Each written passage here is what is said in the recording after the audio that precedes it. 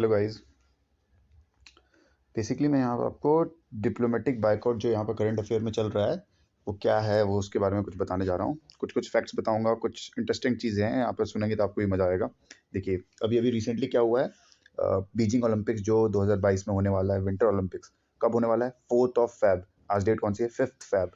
तो एक दिन पहले इंडिया ने भी डिप्लोमेटिक बॉयकॉट का अनाउंसमेंट कर दिया है। ये उसका न्यूज़पेपर का कटिंग्स है, देख लीजिए आप। India diplomats to boycott Beijing Winter Olympics after China makes Galwan PLA soldier torch bearer। तो अब रीजन क्या हुआ कि इंडिया ने पहले ये डिप्लोमेटिक बॉयकॉट है क्या, और डिप्लोमेटिक बॉयकॉट स्टार्ट कहाँ से हुआ, क्यों हुआ, फिर इंडिया ने ज्वाइन क्यों किया, ये सब थोड़ा और होता क्या है ये थोड़ा देख लीजिए। देखो, डिप्लोमेटिक बॉयकॉट में बेसिकली ये होता है कि आपके कंट्री के जो डिप्लोमेट्स रहते हैं, जो एम्बेसडर्स होते हैं, फॉरेन एम्बेसडर्स जो रिप्रेजेंट करते हैं एक कंट्री को दूसरी कंट्री में, वो वहाँ पर नहीं जाएंगे। लेकिन ऐसा नहीं है, इसका मतलब ये नहीं कि एथलीट्स नहीं जाएंगे। कौन नहीं जाएगा? डिप्लोमेट्स नहीं जाएंगे, ठीक है। कोई जो मेन एम्बेसडर है वो नहीं जाएगा, ठीक है। तो ऑलरेडी कहाँ कहाँ कर रहे थे, कौन कौन कर रहे थे? यूएस ने स्टार्ट कर रखा था बहुत पहले से ही, मतलब पिछले साल से ही स्टार्ट हो चुका था। लेकिन अभी तक इंडिया का जो पॉलिसी थी इस बारे में क्लियर नहीं थी, अनक्लियर थी। बट कल 4 Feb, मतलब अभी अभी का ये कब का न्यूज़पेपर में देखिए, 3 Feb को ये अनाउंसमेंट हुआ था और 4 Feb से स्टार्ट है कि इंडिया ने भी डिप्लोमेटिक बॉयकॉट के लिए अनाउंसमेंट दे दी है। बट ऐसा इंडिया ने क्यों किया? इंडिया तो आज तक मतलब इतने टफ स्टैंड लेने के लिए कभी जानी नहीं जाती। इंडिया इतना टफ नहीं रहता, उसका डिप्लोमेसी हमारा बहुत सॉफ्टली चलता है, स्मूथली चलता है, किसी को पता भी नहीं चलता। लेकिन इस बार हमने बहुत टफ स्टैंड लिया है चाइना के अगेंस्ट। तो इसमें इशू क्या है? देखिए, ये वापस लिखा है यहाँ पर। बेसिकली ये जो हमारे मिनिस्ट्री ऑफ एक्सटर्नल अफेयर्स है, उसने यहाँ पर अपना स्टेटमेंट दिया है प्रसार भारती के थ्रू। उसने सीधे सीधे लिखा है कि भैया चाइना ने बड़ा गंदा काम किया है। चाइना ने क्या कर दिया ऐसा? चाइना ने पॉलिटिसाइज कर दिया ओलंपिक्स को। कैसे पॉलिटिसाइज कर दिया? जब भी हम देखा जाता है, वैसे फ्यूचर में पास्ट में हो रखा है, मतलब ऐसा 2-3 बार हो रखा है कि पॉलिटिक्स इंक्लूड हो जाता है। बट इस लेवल का पॉलिटिक्साइजेशन नहीं करना चाहिए था चाइना को, लेकिन चाइना ने कर दिया है। इस चक्कर में इंडिया उसका प्रोटेस्ट कर रहा है और इंडिया नहीं जा रहा। पॉलिटिसाइज क्या कर दिया ओलंपिक में? तो पॉलिटिसाइज ये कर दिया कि जो गलवान इंसिडेंट हुआ था हमारा पिछले साल 2020 में हुआ था, गलवान इंसिडेंट, वो सबको याद होगा। उसमें बहुत सारे हमारे सोल्जर्स की डेथ हो गई थी, जिसमें से कर्नल संतोष बाबू की भी डेथ हुई थी। उनको अभी अभी हमने दिया है, महावीर चक्र प्रदान किया था। तो बहुत सैड इंसिडेंट हुआ था। बट उसको आप वीर चक्र दीजिए, महावीर चक्र, कुछ भी दीजिए, आप अपने कंट्री में दीजिए ना। आप किसी लाइव इवेंट में जाके आप वहाँ के जो सर्वाइवल है उनसे कुछ करवाएंगे, कोई स्पोर्ट्स इवेंट इस टाइप का जहाँ बाकी सारी कंट्री आती हैं, तो वो आप पॉलिटिसाइज कर रहे हो स्पोर्ट्स को। ये आपको नहीं करना चाहिए था। बट नहीं, ये माना नहीं चाइना, चाइना ने कर दिया। अब चाइना ने जब ये इतना बड़ा स्टेप ले लिया, तो भैया फिर इंडिया को कुछ तो करना था। तो इंडिया ने अल्टीमेटली वो कर दिया जो सारी कंट्री बहुत दिन से यूएस चाह रही थी, सारी जो बागल की क्वाड कंट्रीज है वो सब चाह रही थी। क्वाड क्या होता है? बेसिकली क्वाड्रिलेटरल कंट्रीज बनी है चाइना को अपोज करने के लिए। मतलब ऑफिशियली तो ऐसा नहीं कहते, लेकिन अनऑफिशियली यही बात है कि चाइना को अपोज करने के लिए 4 कंट्री का संगठन बनाया है। कौन कौन से उसमें 4 कंट्री में? एक आपका यूएस है। ये क्वेश्चन आएगा आपका, बहुत बार पूछा जा चुका है। कौन कौन से उस स्क्वाड में? एक आपका यूएस, देन आपका ऑस्ट्रेलिया, देन आता है आपका इंडिया, और देन आता है साउथ कोरिया, ठीक है। सॉरी, जापान, साउथ कोरिया नहीं, जापान। ये 4 कंट्रीज मिलके आपका क्वाड का संगठन बनाती है, और इनमें से 3 कंट्री ने ऑफिशियली अनाउंस कर दिया था। बस वेट हो रहा था इंडिया, इंडिया कब करेगी, इंडिया कब करेगी। लेकिन अल्टीमेटली चाइना ने एक और पुश दे दिया। वो होता है ना final nail in the coffin, वो मारा उसने। गलवान वैली के टॉर्च बियरर किसको बना दिया? चाइना ने टॉर्च बियरर बना दिया अपने गलवान वैली के जो एक उनका सर्वाइवल था, उनके कर्नल है, उनको बना दिया। तो बेसिकली पोलिटिसाइज कर दिया। इस चक्कर में हम नहीं आ रहे अब के देखिए ये। और ये बात सबसे पहले हमने नहीं कही।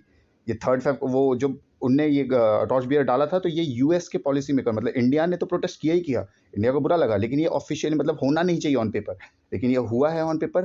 तभी यूएस के जो सीनियर मेंबर ऑफ पार्लियामेंट है, उनने ये बात कही है। शेमफुल, मतलब कितनी नंदनीय बात है कि गलवान वैली, ये जो गलवान वैली के टॉर्च बियर को आप बना रहे हो, गलवान सोल्जर्स को टॉर्च बियर बना रहे हो अपने ओलंपिक्स में, ये नहीं होना चाहिए था। बट आपने बना दिया। तो क्या कह रहे हैं बीजिंग को? उनने मतलब निंदा की बीजिंग की। ये रहे क्वाड कंट्रीज, चारों क्वाड कंट्रीज आप देख लीजिए। ये USA, India, Japan and then Australia.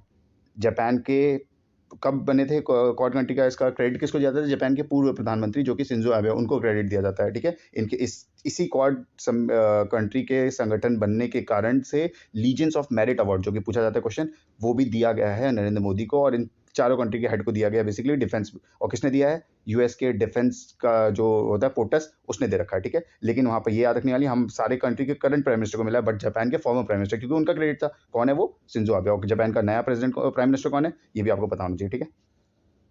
अब ऑफिशियली हमने वो चारों क्वाड में तो ज्वाइन कर लिया है, क्वाड की ग्रुप में आ गए हैं, जिसने चारों ने मिलके चाइना का डिप्लोमेटिक बॉयकॉट बंद कर दिया है, बट डिप्लोमेटिक बॉयकॉट कर दिया है। बट अब टोटल कंट्रीज कितनी हो चुकी हैं जिसने डिप्लोमेटिक बॉयकॉट अनाउंस कर दिया है, जिसमें से देखिए 16 थी, ये 16 का लिस्ट है, विकिपीडिया से उठाया ये लिस्ट, उसमें से 17वां कौन सा है, आपका इंडिया है। अब इसमें से आपको एक नोटिस करने वाली बात ये है कि ये देखिए कोसोवो, कोसोवो के बारे में थोड़ा सा बताना चाहता हूँ। कोसोवो और यहाँ पर लिथुआनिया, मैं इन दोनों के बारे में थोड़ा बताना चाहता हूँ, और फ्रांस भी मान लीजिए, तीन के बारे में थोड़ा सा डिटेल करूँगा, थोड़ी सी आपको डिटेलिंग दे देता हूँ, थोड़ा आपको आइडिया मिल जाएगा।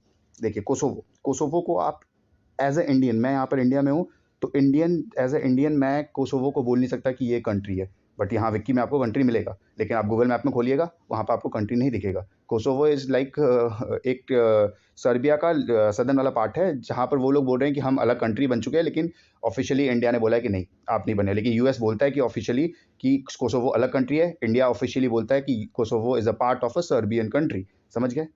ये बात ये क्लियर होना चाहिए कि इंडिया ऑफिशियली कोसोवो, इंडिया के लिए ऑफिशियली कोसोवो नाम का कोई कंट्री एग्जिस्ट नहीं करता है, ये बात एग्जिस्ट मान लीजिए, ठीक है। अब ये कोसोवो आपको मैप में भी दिखा देता हूँ।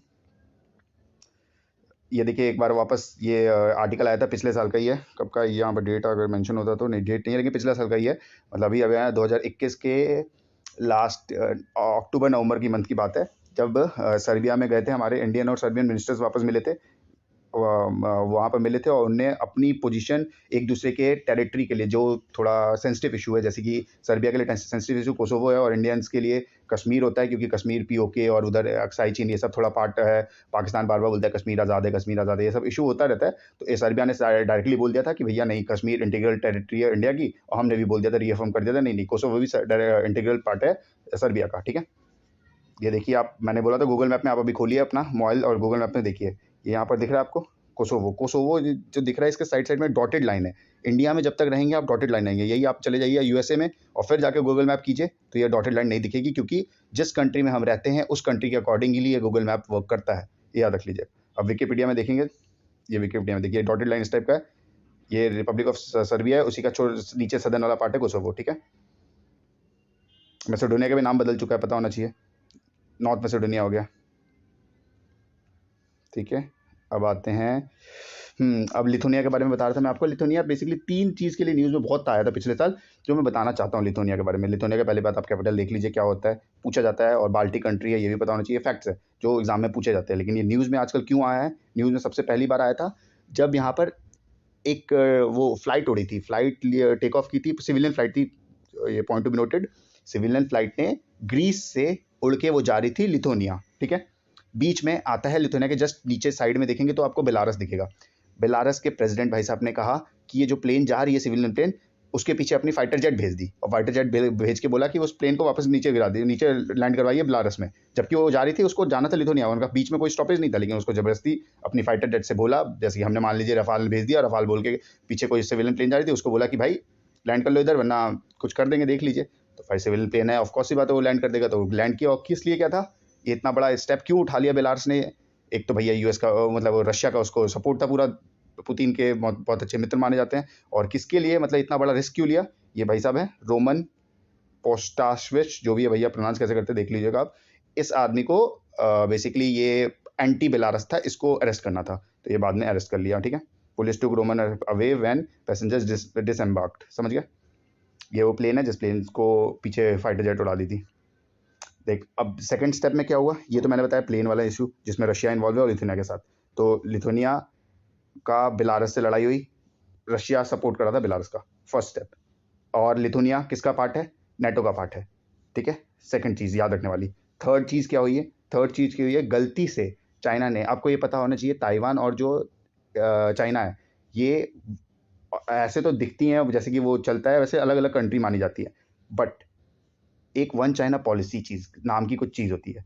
वन चाइना पॉलिसी इंडिया ने ऑफिशियली साइन कर रखा है, तो इट मीन्स कि इंडिया ऑफिशियली ताइवान को कभी भी एज ए सेपरेट कंट्री नहीं बोलेगा, समझ गए। और भी बहुत सारी कंट्री ने वन चाइना पॉलिसी, मतलब चाइना ने जबरदस्ती साइन करवा दिया था, तो सबने कर रखा है, तो वो ऑफिशियली बोल ही नहीं सकते। आपको बोलना बोलिए, लेकिन ताइवान एक अलग कंट्री नहीं है, ये बात समझ गया। उसका इतिहास अलग है, अगर मैं अलग से एक वीडियो बना दूंगा कभी, ठीक है। तो अब ताइवान ने भी वन चाइना पॉलिसी मान रखा होगा, बट वो थोड़ा कन्फ्यूजन में थे उन्होंने पीछे। तो इसका मतलब क्या वन चाइना पॉलिसी? मतलब जो एम्बेसी होगी ना आपके यहाँ खुलेगी एम्बेसी, तो वहाँ पर आप ये नहीं लिख सकते कि ताइवान की एम्बेसी है, या ताइवान का रिप्रेजेंटेटिव यहाँ बैठा है, ये अगर आपने लिख दिया तो आपने वन चाइना पॉलिसी का वॉयलेशन किया है और चाइना इसके लिए आपको पनिश कर सकता है, समझ गए। तो गलती से ये आपके एम्बेसी ताइवान गए थे, ताइवान वाले लोग लिथुआनिया में गए, वहाँ जाके बोला उनने कि भैया एक एम्बेसी खोलना है यार, मतलब बताइए, खोल दें, पैसे वैसे दे देंगे, कोई दिक्कत नहीं है।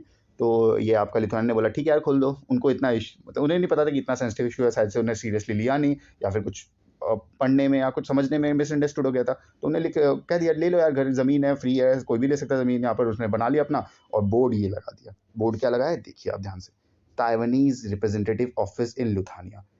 तो प्रॉब्लम यही हो गई कि ताइवान आपने बोल कैसे दिया। आपको ताइवान नहीं बोलना। अगर कहीं पर भी आप यूएस में जाएंगे तो वहाँ पर ताइवान रिप्रेजेंटेटिव ऑफिस नहीं दिखेगा, सर्च कर लीजिए अभी गूगल, आपको डाउट है तो। किसी भी कंट्री में अलाउड नहीं है ये। क्यों नहीं अलाउड है? आपको ताइवान नहीं, ताइवान की जगह तेपी बोला जाता है, इसे तेपी लिखिए। लेकिन ताइवान एज ए कंट्री है ही नहीं, ताइवान नाम का कोई चीज़ ही नहीं है, तो आप कैसे कह सकते हैं? तो इस बात से चाइना को बहुत दिक्कत हुआ। चाइना ने डाउनग्रेड कर दिया diplomatic ties Lithuania over Taiwan. तो चाइना ने लिथुनिया के जो डिप्लोमेटिक टाइज थे उसको बंद कर दिया, ट्रेड भी बहुत ज़्यादा स्टॉप कर दिए थे। तो मतलब लिथुनिया की बड़ी बुरे हाल हो गई थे, ठीक है। फिर लिथुनिया ने भी बदले में कहा भाई मैं ऐसे कैसे रुक जाऊँ, मतलब मेरे पास तो यूएस का सपोर्ट है, यूएस भैया है हमारे पीछे पीछे लगे हुए हैं, पूरा यूरोपियन यूनियन हमारे पास सपोर्ट में आ जाएगा। तो लिथुनिया ने कहा कि भैया चाइनीज़ के फ़ोन फेंक दीजिए। मतलब सोचिए, लिटरली गवर्नमेंट, कोई सरकारी संस्था ऐसा बोल रही है कि भैया आप उस कंपनी का फ़ोन फेंक दीजिए। इंडिया ने भी अभी तक नहीं बोला है कि उस कंपनी का फ़ोन फेंक दीजिए। चाइना के जब गलवान इशू हुआ था, या वॉर हुआ था, करगिल वॉर हुआ था, कुछ भी हुआ था, तो हमने officially on paper on record नहीं बोल सकते हम, लेकिन लिथुनिया ने ऑन पेपर ये बोल दिया। तो ये बहुत बड़ी बात है। Lithuania urges people to throw away Chinese phones. तो बहुत बड़ी बात है, देखिए बढ़िया चल रहा था वहाँ पर। तो ये 2 इंसिडेंट हुए थे बहुत बड़े वाले। तो इस चक्कर में फिर लिथुनिया ने क्या कर दिया, लिथुनिया ने भी डिप्लोमेटिक टाइज में यूएस का समर्थन किया, और उस 16 कंट्री में आपको लिथुनिया भी दिखा था, करेक्ट। अब एक और बात है यहाँ पर, फिर तुम्हें क्या लगता है कि इसके बाद चाइना चुप रहेगा? डिप्लोमेटिक टाइज को हमने, मतलब इतने बड़ा उसका हो रहा है, तो उसके बदले में एक पहली बात तो ये जान लीजिए कि डिप्लोमेटिक टाइज के अगेंस्ट में, या एक साइड से यूएस डिप्लोमेटिक टाइज करवा रहा है, 16 कंट्रीज ऑलरेडी कर चुकी थी, इंडिया 17वां कंट्री बन गया है। उधर से चाइना अपना, ताकि उसका जो ये बीजिंग ओलंपिक्स है बहुत ज़्यादा ग्रैंड सक्सेस बने, उसने किसको बुला लिया है? उसके गेस्ट इन्विटी कौन है भाई साहब? वो पुतिन भाई साहब आए हैं, मतलब रशिया के प्रेसिडेंट आया, उनको पर्सनली इन्वाइट किया गया है, वो आके वहाँ पर मस्त बैठे होते हैं, मीटिंग चल रही है उनकी, ठीक है। और चाइना ने नवंबर या अक्टूबर में ही बोल दिया था, पता नहीं कब का न्यूज़ है, शायद से नवंबर या अक्टूबर का है, बीबीसी का चैनल में देख लीजिए, बीबीसी के न्यूज़ में आया था। उसमें ऑफिशियली उनके एम्बेसडर, मतलब उनके जो फॉरेन मिनिस्टर और एम्बेसडर है, उनने ऑफिशियली बोल दिया था कि भैया ऐसा है, अगर आप लोग कोई भी डिप्लोमेटिक बॉयकॉट करेंगे तो चाइना उसके लिए आपको पनिश जरूर करेगा, और बहुत हैवी प्राइसेस आपको चुकाना पड़ेगा। ये साफ साफ लिखा है, China wants nation will pay price for Olympic boycott. अब आपको लग रहा होगा नहीं नहीं ओलंपिक बॉयकॉट की बात चल रही होगी, नहीं ऐसा थोड़ा ना होगा यार, ओलंपिक बॉयकॉट जब करेंगे तब तो, हम तो डिप्लोमेटिक बॉयकॉट है, वो तो छोटा लेवल का है। लेकिन इसको डिटेल में आप आर्टिकल पढ़िए, नीचे देखिए, China has warned countries who have announced a diplomatic boycott of Beijing Winter Olympic that they will pay the price for their mistaken acts। समझ गए? तो ये बात तो बड़ी बात है कि मतलब उसने डिप्लोमेटिक बॉयकॉट जो कर रहा है उसको भी पनिश करने का चाइना, ऐसा चाइना ने ऑफिशियली कह दिया है, समझ गए। हाँ, ये स्टार्ट कहाँ से हुआ था मुद्दा चाइना डिप्लोमेटिक बॉयकॉट का, मतलब कहाँ से स्टार्ट हो गया? तो देखिए, चाइना का 3 सेंसिटिव इशू मैं मानता हूँ जो बहुत बड़ा सेंसिटिव इशू है। पहला, ताइवान, जो मैंने बता दिया, उसके चक्कर में लिथुआनिया से उसने डाउनग्रेड कर लिया। दूसरा, तिब्बत भी उसका एक बहुत सेंसिटिव इशू है। तिब्बत को मतलब वो बहुत दिक्कत हो जाए, हमारे अरुणाचल प्रदेश में हमारे मोदी जी चले जाएंगे, वहाँ उसकी मतलब हवा सूख जाएगी। चाइना जी जिनपिंग अगले दिन वहाँ पे वो भी आ जाएगा अरुणाचल प्रदेश साइड में। अभी उसने अरुणाचल प्रदेश के कुछ माउंटेन्स का नाम चेंज कर लिया अपनी मर्जी से, तो मतलब उसको वहाँ तिब्बत में उसको दिक्कत होता है। दलाई लामा है तिब्बत में, ताइवान वाला मैंने ऑलरेडी डिस्कस कर दिया। और तीसरा इशू है जो उइगर मुस्लिम्स, वो बेसिकली जिनजियांग प्रोविंस है, जम्मू कश्मीर के बगल में जाएंगे, जम्मू कश्मीर के जो चाइना वाला साइड है वहाँ पर जाएंगे तो आप वहाँ पर यूगर्स मुस्लिम्स बहुत ज़्यादा हैं, ठीक है। तो वहाँ पर उनको बेसिकली एथनिक जेनोसाइड टाइप का एक चीज़ चल रहा है, वो बहुत दिन से चल रहा है। कंसंट्रेशन कैंप बन रखे हैं, किसी को पता नहीं है, वो लीक नहीं होती न्यूज़, लेकिन कभी कभी थोड़ा थोड़ा लीक हुई थी न्यूज़। तो यूएस ने ऑफिशियली ये डिस्कस किया था, और डिस्कस करने के बाद बोला कि भैया ह्यूमन राइट्स का ह्यूज स्केल में, ह्यूमनस स्केल में बॉयकॉट वो किया जा रहा है, वॉयलेशन किया जा रहा है। इस चक्कर में, ह्यूमन राइट वॉयलेशन के चक्कर में हम बीजिंग ओलंपिक्स को डिप्लोमेटिकली बॉयकॉट करते हैं। यूएस ने यहाँ से स्टार्ट किया, तो यूएस के एनजीओ ने पहले स्टार्ट किया, फिर यूएस के गवर्नमेंट ने किया, फिर ऑस्ट्रेलिया ने कर दिया, ऑस्ट्रेलिया के बाद फिर आपका जापान ने कर दिया, उसके बाद लिथुआनिया ने फिर सपोर्ट दिया, धीरे धीरे बहुत सारी कंट्री ने करने लगे डिप्लोमेटिक बॉयकॉट। अब इसमें फ्रांस का मैंने बताया था, फ्रांस का भी बारे में बताऊंगा आपको। तो फ्रांस का क्या स्टांस है? फ्रांस ने भैया सीधे सीधे बोला था कि ऐसा है सर, आप ये डिप्लोमेटिक ये फालतू के बॉयकॉट से कुछ नहीं होने वाला है, इससे कुछ नहीं होता। आप बस बोलते हैं कि डिप्लोमेटिक बॉयकॉट है, मतलब उससे कुछ हो कहाँ रहा है? आपको है दम है तो पूरा का पूरा बॉयकॉट कीजिए ना आप, तब मैं साथ दूंगा। ऐसे मैं ये छोटा टाइम पास, मतलब शो ऑफ के लिए, मैं हेडलाइंस बनने के लिए, ये जो हेडलाइंस बनते हैं उसके लिए मैं नहीं आऊँगा। तो वो फ्रांस डिप्लोमेटिक बॉयकॉट नहीं कर रहा था अभी तक। अब पता नहीं फ्यूचर करेगा कि नहीं करेगा, वो फ्रांस का इश्यू है, ठीक है? और डिप्लोमेटिक ही बॉयकॉट किया, ये याद रखना। हमारे ऐसा नहीं कि एथलेट्स नहीं गए, एथलेटिक्स गए हैं। कौन सा वो कौन, आरिफ खान साहब से गए हैं। या मैंने भेजा होगा इसमें कहीं, एक सेकंड। नहीं, इसमें लिखा नहीं है, लेकिन हाँ डिप्लोमेटिक से बॉयकॉट हुआ है, ये याद रख लेना। वो लोग नहीं, मतलब एथलीट्स गए हैं हमारे। और दूसरी बात, एक और जो बहुत बड़ी बात है, डीडी जो हमारा दूरदर्शन प्रसार भारती है, उसने सीधा सीधा कह रखा है, भैया हम क्लोजिंग और ओपनिंग सेरेमनी को लाइव टेलीकास्ट, जो कि सिर्फ लाइव टेलीकास्ट बीजिंग ओलंपिक से कौन कर सकता है, सिर्फ एक ही को लाइसेंस मिल रखा है ऑफिशियली, ये प्रसार भारती दूरदर्शन को। उसने भी बोल दिया है कि ऑफिशियली हम नहीं करेंगे क्लोजिंग एंड ओपनिंग सेरेमनी का लाइव टेलीकास्ट, समझ गए? बाकी इवेंट्स का लाइव टेलीकास्ट होगा या नहीं होगा, उस पर कुछ अभी इशू नहीं है, लेकिन अब हमारे इवेंट्स वो एथलीट्स गए तो ऑफकोर्स ये बात होगा, तो वो तो हो गई होगा, लेकिन ओपनिंग और क्लोजिंग सेरेमनी नहीं होगा, क्योंकि भैया उनके कर्नल भाई साहब, ये फोटो तो दिखाई होगा मैंने, कहाँ है ये कर्नल भाई साहब, कहाँ गए यार कर्नल भाई साहब? चलिए ठीक है, वो उनके वो जो टॉर्च बीरर था उनका फोटो मैं दिखा देता, लेकिन अभी दिख नहीं रहे हैं। तो उनने कर दिया था, तो उसके चक्कर में ये सब हुआ है, ठीक है? Thank you.